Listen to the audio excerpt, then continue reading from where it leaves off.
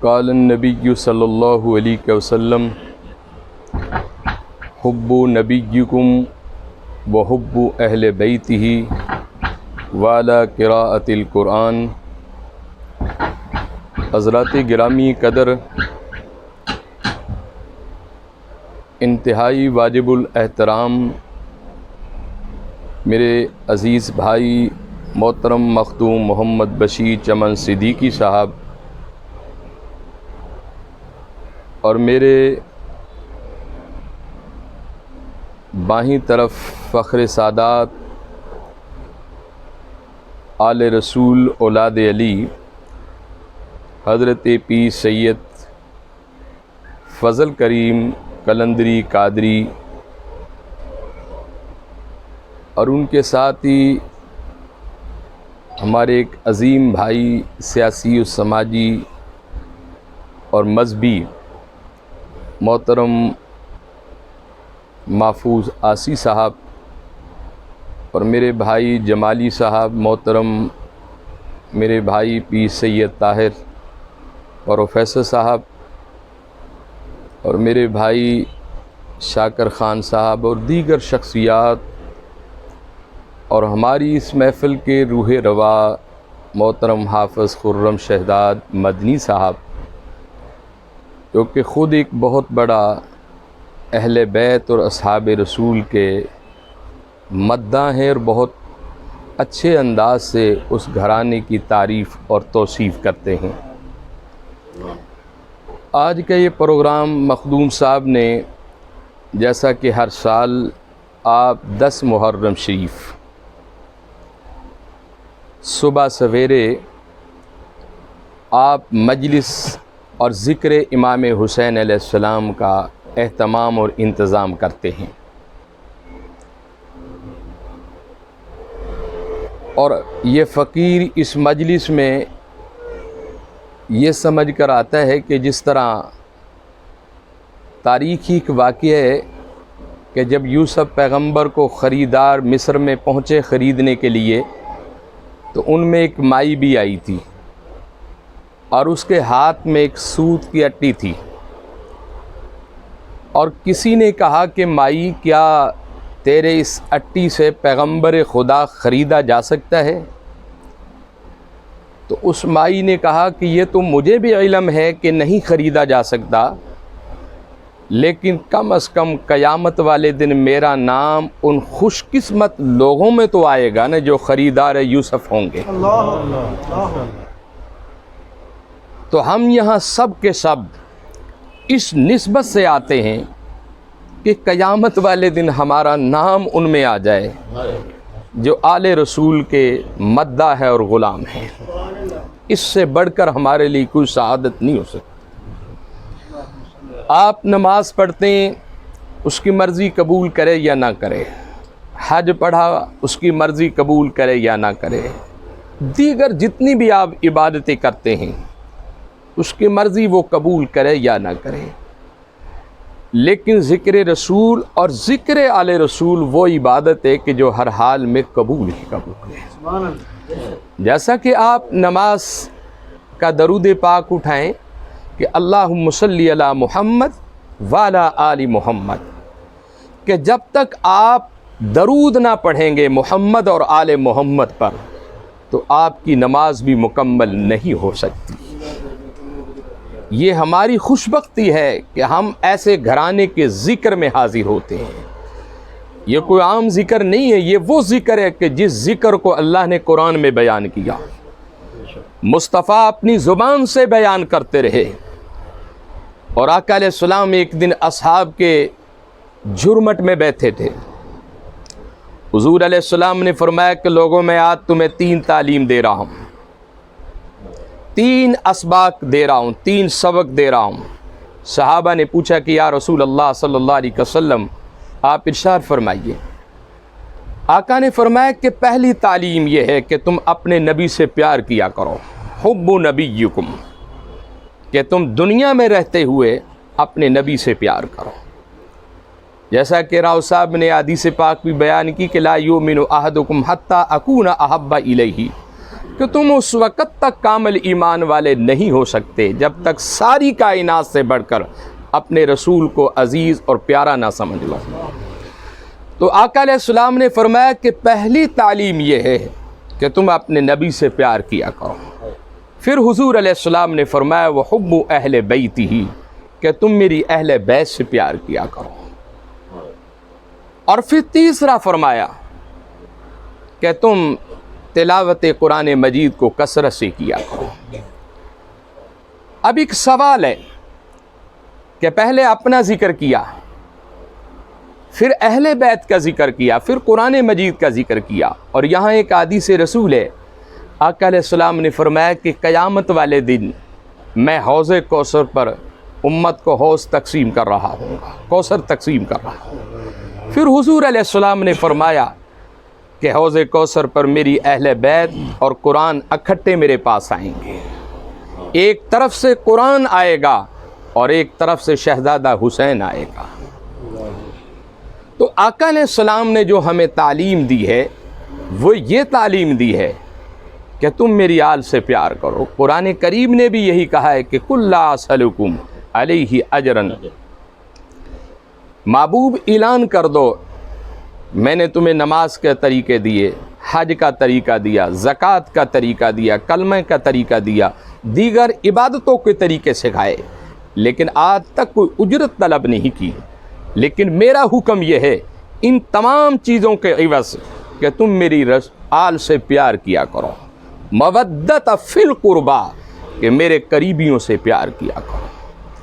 اور پھر خالق کائنات نے قرآن کریم میں اس آل کا کیسے ذکر کیا کہ انما یرید اللہ لیذھب عنکم الرجس، اور اللہ نے ارادہ کیا لیذھب عنکم الرجس، کہ کوئی رجس ان کے قریب نہیں جائے گی۔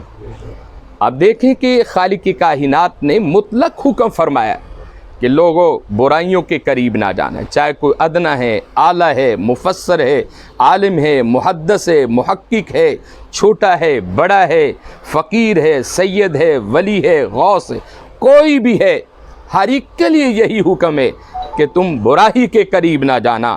لیکن جب خاندان مصطفیٰ کی باری آئی، خالق کائنات نے نظام ہی بدل دیا، ساری دنیا کو تو یہ حکم دیا کہ برائی کے قریب نہ جانا، لیکن آج برائی کو حکم دے دیا کہ میرے رسول کے گھرانے کے قریب نہ جانا۔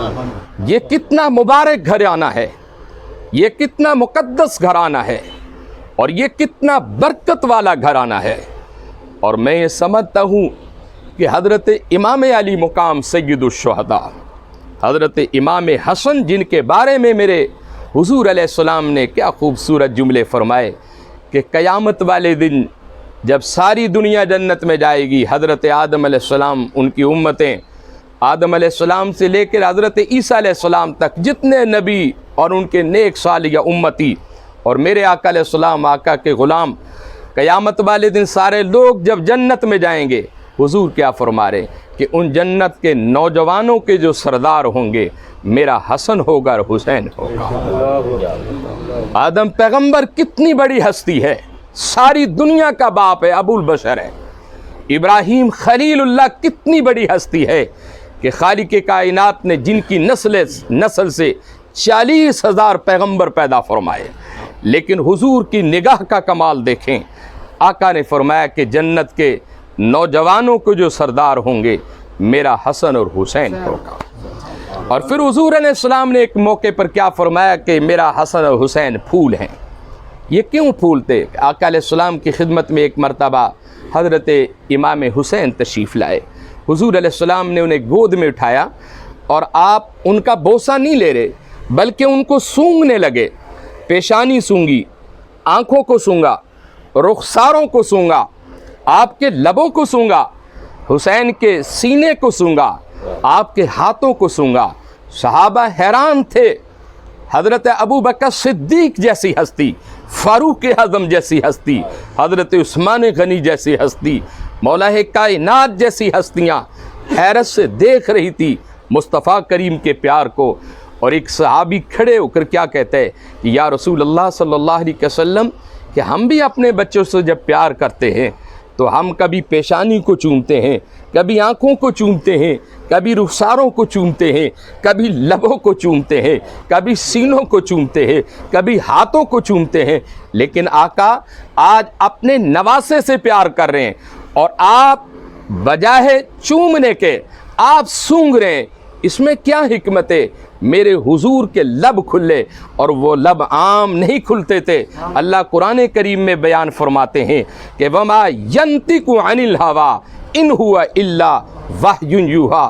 محبوب اپنی مرضی سے کوئی بات نہیں کرتے، جب بھی بات کرتے مولا کی مرضی سے بات کرتے ہیں۔ اب لب مصطفیٰ کھلے، حضور علیہ السلام نے فرمایا کہ لوگو میرا حسن اور حسین جو ہے یہ جنت کے دو پھول ہیں، اور پھولوں کو چوما نہیں جاتا بلکہ سونگا ہی جاتا ہے۔ خدا جیسی شخصیت آج تاریخ میں بہت سارے لوگ کہتے ہیں کہ یہ دو شہزادوں کی جنگ تھی، ایسا نہیں ہے۔ شہزادہ دنیا میں ایک ہی تھا جس کا نام حسن تھا یا امام حسین تھے۔ اور یزید کی تاریخ اٹھا کر دیکھ لیں کہ جب یہ تخت نشین ہوا 10,000 لوگوں کو قتل کیا مدینۃ الرسول میں آ کر، اور 1,000 عورتوں کو حاملہ کیا اس نے، اور پھر 3 دن تک مسجد نبوی کی اذان اور جماعت کو بند کر دیا گیا تھا، اور مکہ المکرمہ جا کر خانہ کعبہ کو آگ لگا دی گئی تھی، جس میں سے 1700 صحابہ کرام کو شہید کر دیا گیا تھا، اور جن میں سے کم و بیش 700 حافظ قرآن بھی تھے۔ یہ کردار تھا، اس نے حلال کو حرام کر دیا تھا اور حرام کو حلال کر دیا تھا۔ اور میرے امام حضرت امام علی مقام اپنی ذات کے لیے میدان کربلا میں نہیں گئے تھے، بلکہ نانا کے دین کو بچانے کے لیے گئے تھے، اپنے نانے کی شریعت کی پاسبانی کرنے کے لیے گئے تھے۔ اور پھر وہ کرب و بلا جس کے بارے میں حضرت امام علی رضا سے کسی نے ایک دن سوال کیا کہ یا امام علی رضا آپ اپنے جد امجد کے بارے میں تو بتائیں، اور کون امام علی رضا جن کا مشہد کے اندر بہت بڑا مزار اقدس ہے، اس گناہگار نے دیکھا ہے۔ آپ یقین جانیں کہ خانہ کعبہ کے بعد اگر دوسرا میں نے رش دیکھا ہے تو سرکار امام علی رضا کے دربار پر دیکھا ہے، اور بڑا فیض ہے وہاں، بڑا مقام ہے آپ کا۔ آپ سے جب کسی نے سوال کیا کہ اے امام علی رضا آپ اپنے جد امجد کے بارے میں بتائیں، کہ بہت سارے لوگ کوئی کہتا ہے کہ ان کو 133 زخم ہوئے، کوئی کہتا ہے 120 ہوئے، کوئی کہتا ہے 72 زخم ہوئے، آپ بتائیں، آپ اپنے جد امجد کے بارے میں بتائیں کہ سرکار مولا حسین کے جسم اطہر پر کتنے زخم آئے تھے۔ تو جب مولا امام علی رضا نے یہ بات سنی تو آپ زار و قطار رونے لگے، اور اتنے روئے کافی دیر تک روتے رہے، اور ہچکیاں باندھ کر روتے رہے۔ صحابہ کرام کے اوپر ایک کیفیت طاری ہوگی، حضور کے غلاموں کے اوپر ایک کیفیت طاری ہوگی۔ حضرت امام علی رضا خاموش ہو گئے۔ پھر سوال کیا سائل نے کہ اے امام علی رضا آپ بتائیں کہ آپ کے جد امجد حضرت مولا حسین کے جسم اطہر پر کتنے زخم آئے تھے؟ تو حضرت امام علی رضا نے لب کھولے، آل رسول کا شہزادہ بول کر کہتا ہے، آپ نے یوں قرآن کریم کو کھول لیا، اور قرآن کریم کو کھول کر کہتے ہیں کہ میں نے تو یہ محسوس کیا ہے کہ جتنے قرآن پاک کے اندر حروف ہیں، ان حروفوں کے برابر میرے جد امجد کے وجود کے اوپر زخم آئے تھے۔ یہ حضرت امام علی رضا کا پیغام ہے، اور آج یہ 10 محرم شریف ہمیں جو پیغام دے رہی ہے وہ یہی امن اور وحدت کا اور محبت کا پیغام ہے۔ حضرت امام علی مقام کو جب بیعت کا کہا تھا تو آپ نے یزید کو صاف لفظوں میں کہا تھا کہ میں بک تو پہلے چکا ہوں اپنے نانے کے ہاتھوں سے، میرا سودا بازار مصطفیٰ میں ہو چکا ہے، اب میں دوسری جگہ نہیں بک سکتا۔ اور آپ نے فرمایا کہ یزید کہ یہ میرے ہاتھ جن ہاتھوں کو میرے مصطفیٰ نے چوما تھا، یہ میں ہاتھ کس طرح ناپاک ہاتھوں میں دے سکتا ہوں؟ تو شرابی ہے، زانی ہے، میرے ان لبوں کو मुस्तफ़ा ने चूमा था, मेरे इन हाथों को मुस्तफ़ा करीम चूमा करते थे। तो हज़रत इमाम अली मुकाम सय्यदुश्शुहदा, आपने देखा कि करबला के अंदर आप मदीना शरीफ से चले मक्का शरीफ आए, और फिर मक्का शरीफ से चले कूफे आए, और कूफा से चले करबला में आए। लेकिन इमाम अली मुकाम सय्यदुश्शुहदा ने इतना लंबा सफ़र किया, लेकिन पूरे सफ़र में आपने एक नमाज भी नहीं कज़ा होने थी। हम अपने आप को कहते हैं कि हुसैनी हैं, हुसैनी पैगाम ही यही है कि हम अपने उस मौला की उस बंदगी को, उस नमाज को किसी सूरत में कज़ा ना करें। और तारीख़ ने देखा कि आपने अपने हाथों से अपने बेटों को शहीद कराया, अपने हाथों में अपनी भतीजों की लाशों को उठाया, अपने भांजों की लाशों को उठाया, अपने भाइयों की लाशों को उठाया, और करबला में तमाम की लाशों को उठा उठा कर लाते रहे और खीमों में रखते रहे। लेकिन आपकी ज़ुबान पर कोई शिकवा नहीं आया। फिर भी अल्लाह रब्बुल इज़्ज़त से यही दुआ मांगते रहे कि अल्लाह मुझे सब्र की तौफीक देना और मुझे इस्तिकामत पर रखना। और तीसरा जुमला ये था, ऐ सारी कायनात को बनाने वाले, मेरी इस कुर्बानी को कबूल करना। ये थी कुर्बानी इमाम हुसैन की कि मेरी इस कुर्बानी को कबूल कर लेना। हज़रत इमाम अली मुकाम सय्यदुश्शुहदा के शहज़ादे हज़रत इमाम ज़ैनुल आबिदीन आखिर में रह गए थे। ज़ैनुल आबिदीन को बुखार था, वो सज्जाद बादशाह। आपको ज़ैनुल आबिदीन इसलिए कहते हैं कि आप सजदों की जीनत थे। आप इतने इतने लम्बे सजदे करते और इस कदर रोया करते थे कि परिंदे दरिंदे खड़े होकर आपकी दर्द में रोया करते थे। शहादत हुसैन के बाद सारी ज़िंदगी आप मुस्कराए नहीं, आपके लबों पर हंसी नहीं आई। सारी ज़िंदगी खामोशी में गुजार दी। और फिर ऐसे साबर बाप के बेटे कि एक दिन आपकी खिदमत में आप मदीनतुर रसूल में लंगर तकसीम कर रहे थे, तो आप हुजूर के ग़ुलामों को लंगर खिला रहे थे। एक शख्स आया, सबको फलांगता हुआ आपके करीब आकर बैठ गया और सलाम किया और कहने लगा कि हुजूर मुझे लंगर दे। आपने सबसे पहले प्लेट उठाई, लंगर डाल के उसके सामने रख दिया और उस शख्स ने लंगर खाया, पानी पिया, खड़े होकर कहते हुजूर क्या आपने मुझे पहचाना है? तो इमाम क्या कहते कि हाँ मैंने पहचान लिया तुझे, आपने इसलिए सबसे पहले मेरी खिदमत की है। फरमाया कि हाँ मैंने पहचान लिया है। फिर पूछा कि कैसे पहचाना है?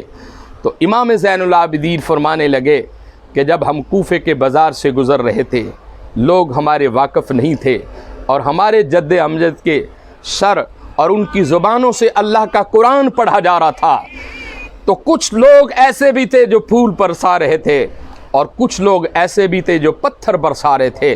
और सबसे ज़्यादा पत्थर जो बरसाए थे मैंने देखा था अपनी आंखों से, तू बरसा रहा था। वो शख्स हैरान हो गया, उसके जिस्म के ऊपर कभी तारी हो गई और कहने लगा कि हुजूर जब मेरा किरदार ये, तो यहाँ इमाम क्या कहते हैं? फरमाया कि उस वक़्त हम तेरे दरवाजे से गुज़र रहे थे, आज तू हमारे दरवाजे पर आया है। ये किरदार था इस ख़ानदान रसूल का। अपने दुश्मनों को भी अपने सीने से लगाया करते थे।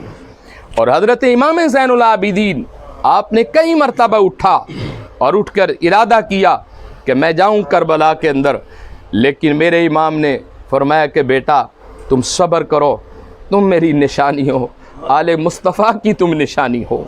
और अगर तुम भी चले गए, क्योंकि वो मैदान है कि जहाँ अली अकबर गया वापस नहीं आया, हज़रत इमाम कासिम गए वापस नहीं आए, ओन मोहम्मद गए वापस नहीं आए, हज़रत अब्बास अलमदार गए वापस नहीं आए, हज़रत अली असगर गए वापस नहीं आए। लेकिन मैं नहीं चाहता कि मेरे नाने की निशानी भी चली जाए, क्योंकि मेरे बाद इन बीवियों को संभालना है। इन पर्दादार बीवियों का ख्याल कौन करेगा? इनको मदीनतुर रसूल लेकर कौन जाएगा? तो हज़रत सज्जाद इमाम ज़ैनुल आबिदीन सलामुल्लाह अलैहा, आपकी भी अज़मत पर सलाम है। तो मेरे इमाम ने तैयारी की, तैयारी करने के बाद उस मैदान करब व बला में चले गए। आपने देख लिया, हर एक इंसान को पता है, सब तुम पढ़े लिखे लोग हो सारे दोस्त अहबाब, तो मेरे इमाम ने अपनी कुर्बानी देकर ये दुनिया को साबित कर दिया। اگر دین پر کوئی کڑا وقت آ جائے اپنی جانوں کی پرواہ نہ کرنا، اپنی جانوں کا قربانی دے کر دین مصطفیٰ کو بچا لینا۔ تو آج حضرت امام علی مقام نے جو آخری کربلا کے اندر پیغام دیا تھا، جب آپ زمین پر آ گئے تھے، شمر آپ کے سینے پر بیٹھ گیا تھا، آپ نے کہا کہ لعین میرے سینے سے اتر جا، میں اذان سن رہا ہوں۔ اور جمعۃ المبارک کی اذان تھی، 10 محرم شریف تھا، 61 ہجری تھی۔ حضرت امام علی مقام سید الشہداء کی شان دیکھو، کوئی وضو کرتا ہے پانی سے، کوئی وضو کرتا ہے آب زمزم سے، کوئی مٹی سے تیمم کرتا ہے، لیکن میرے امام نے فرمایا کہ میں آخری نماز پڑھنا چاہتا ہوں، میں خون سے وضو پہلے کر چکا ہوں۔ تو میرے امام نے اس کربلا کے اندر جو آخری سجدہ کیا تھا، ساری دنیا نے آپ کو سجدے میں جاتے ہوئے تو دیکھا تھا، لیکن سجدے سے سر اٹھاتے ہوئے کسی نے نہیں دیکھا تھا۔ تو میرے بھائیوں، امام علی مقام سید الشہداء، اللہ رب العزت ایسے پاک لوگوں کے نقش قدم پر ہمیں چلنے کی توفیق دے۔ اور باقی رہا جہاں تک ان مسائل کا، دیکھیں کچھ مسائل آج سے 1400 سال پہلے کے طے شدہ ہیں، چاہے کوئی بھی ہے۔ بعض مسائل ایسے ہیں جو خاصوں کے اندر ڈسکس کیے جاتے ہیں، اور بعض مسائل ایسے ہیں جو عاموں کے اندر بھی ہم ڈسکس کر سکتے ہیں۔ تو میرے بھائیوں، میرے دوستوں، میری یہی اپیل ہے کہ ہمیں ایسے مسائل میں نہیں جانا چاہیے، ہمیں اپنی زندگی اور اپنی آخرت کی فکر کرنی چاہیے۔ ہمیں ان گھرانوں سے، اصحاب رسول، اللہ کے رسول صلی اللہ علیہ وسلم فرماتے ہیں کہ یہ میرے ستارے ہیں، اور ایک مقام پر حضور اکرم صلی اللہ علیہ وسلم نے فرمایا کہ جو میرے اصحاب کو گالی دے گا اس پر خدا کی بھی لعنت ہے، مصطفیٰ کی بھی لعنت ہے۔ تو ہم اصحاب کرام کے بھی غلام ہیں، اہل بیت کے بھی غلام ہیں، شہداء کربلا کے بھی غلام ہیں، اور اولیاء کرام کے بھی غلام ہیں۔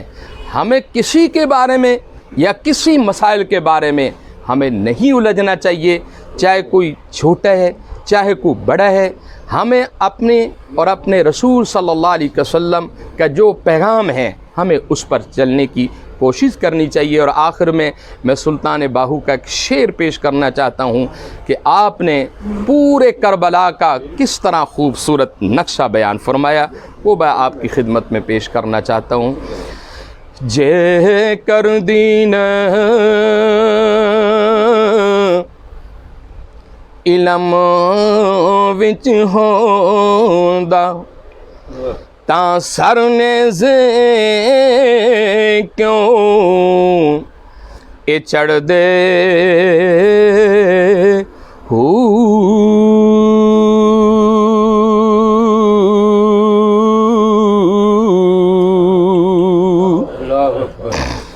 اٹھارہ ہزار جے عالم آہا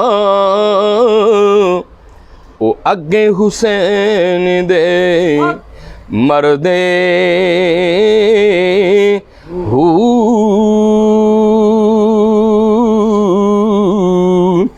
تے جے کر من دے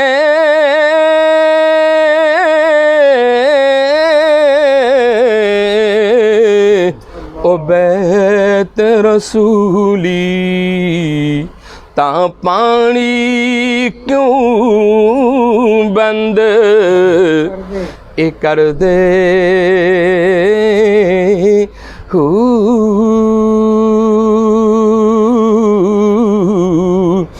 تے جے کچھ ملازہ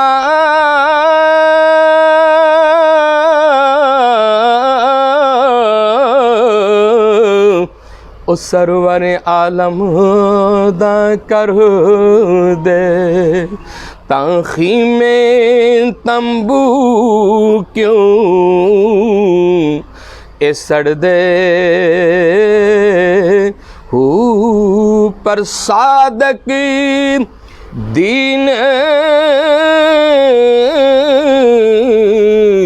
اتنا تو باہو جو سر قربانی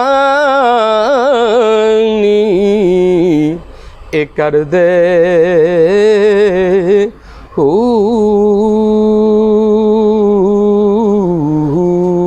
واہ آخر دعوانا الحمدللہ رب العالمین.